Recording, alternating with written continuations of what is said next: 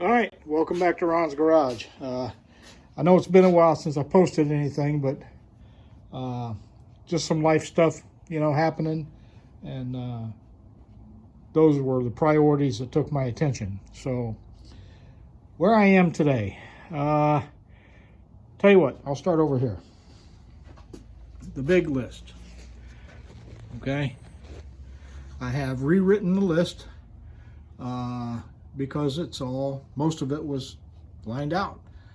So let's start at the top. Fuel pump, task and parts.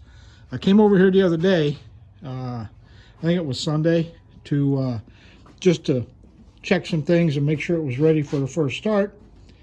And I couldn't get any gas up to the regulator or the carburetor. So I checked, went back there in the back, and the pickup is submerged in good, clean, fresh gas. So I took the line off from the fuel pump, or the fuel filter here. This is a brand new one that went up to the regulator. I took that off and cranked it, and nothing. So I need a fuel pump. So I ordered it. It should be at the house today. I haven't been home yet today. I just came home from work. I'm at the garage. So maybe this weekend I'll put the fuel pump on and we'll try it again. So there's that. Yeah, I mean, I can't complain too much. It's been sitting here for 2 years without running. So, stuff happens, and that's okay. Patch some holes. There's some holes on the interior. I think I've showed them to you before on the floorboard and such. I need to patch up. I need to get it registered. I need to tidy up the wiring still. I've not been able to get to that yet. I got to make the wing windows, little triangle shaped windows. Those are going to be Lexan for now. I got to make the back window same. I'm going to order the Lexan and do that. I got to make a firewall for the rear between trunk and what would be the back seat, but this car didn't never have one, I don't think. And I got to put the seat covers on, which are over here somewhere. My wife bought them for me. Oh, there they are, way back there. When I first got the car, so I got to put those on. The parts, I still need the fuel pump, the shocks, the rear shocks, which should also be at the house when I get home, and I need some Lexan. Then the only things left on the list is start, tune, and drive. I'm going to add one more thing here real quick. I need antifreeze.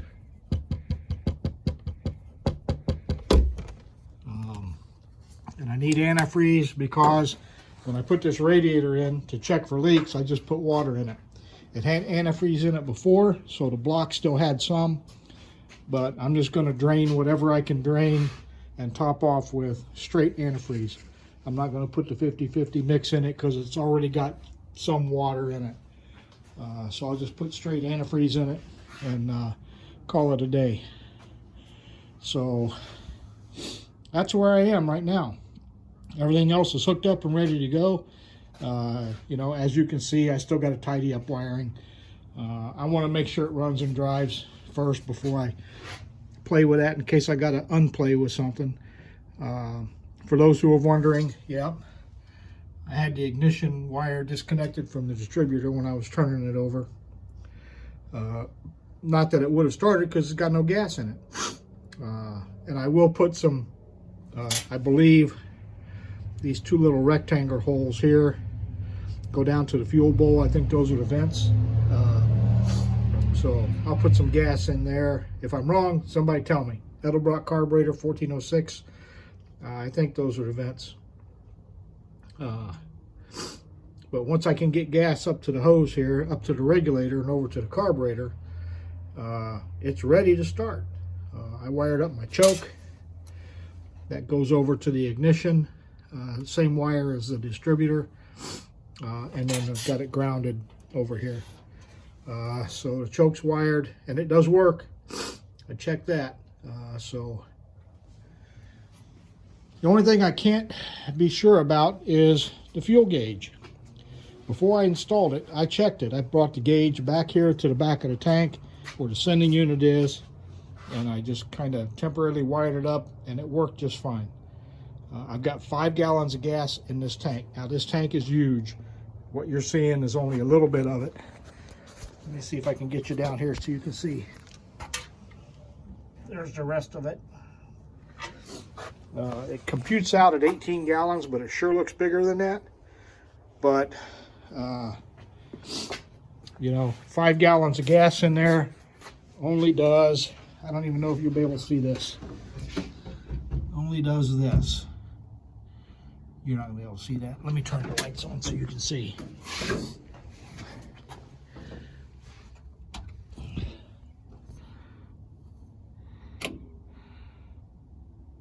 It comes up just about to empty. Then when you turn it off, it drops back down again. So yeah, there's that. That's less of a concern right now. I got all winter to play with that if it doesn't work. Hey, let me bring you back up here. Anyway, so that's where I am. I'm still hoping to drive it before it gets too cold. I'd like to take my girl out for a ride in it. I think all the cruise-ins are probably done for the year. It is the first week of November, and it's pretty chilly outside. It's in the, I don't think it's in the 50s. It might be 50. So, you know, I've still got a couple things to do on that truck out there.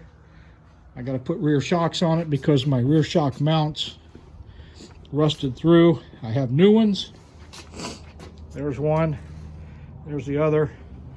I have to get bigger cutoff wheels. The 3-inch cutoff wheels I have won't quite reach the top rivets on top of the frame, so I have to get some bigger cutoff wheels, and then I can put those on. I've made 2 attempts at changing the hinges on the tailgate.